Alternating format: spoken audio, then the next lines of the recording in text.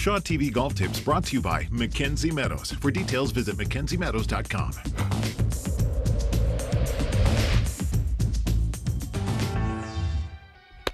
Welcome once again to another edition of Mckenzie Meadows Golf Tips. Scott's killing mosquitoes in front of me.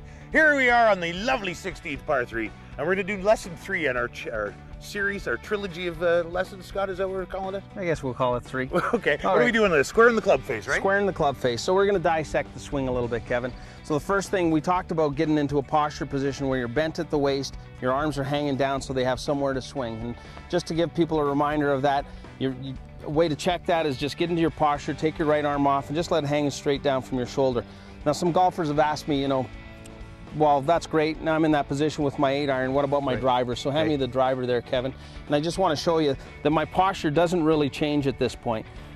I set up, and then my arms hang down, and the handles come to virtually the same place. Yeah, the grips are almost the same. So you have the same posture, so then you can just make the same swing. So today, we're talking about club face angle. So we got our posture. Now what we want to do is we want to make sure we're taking this club away and knowing that it's in a square position on the takeaway. So we just want to set that up by doing two things. We start to hinge the wrist just a little bit at the start. People call that the waggle. Okay, loosen it up. We start to waggle, and we start to turn our chest away from the target.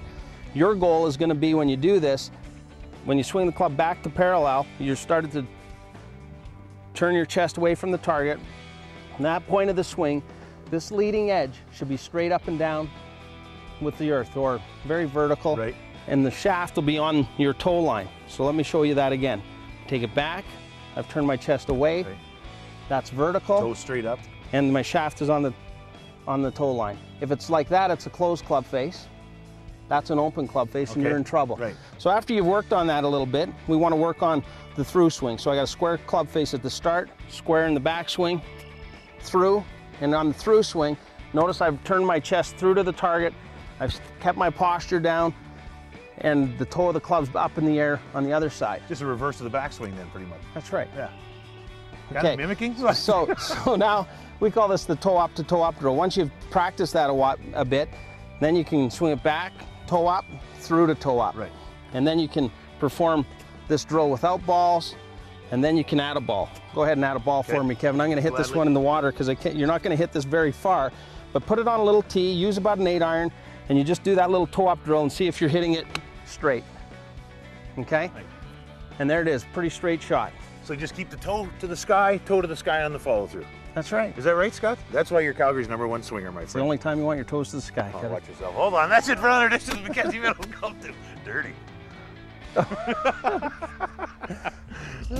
Golf Tips brought to you by Mckenzie Meadows. For details, visit McKenzieMeadows.com.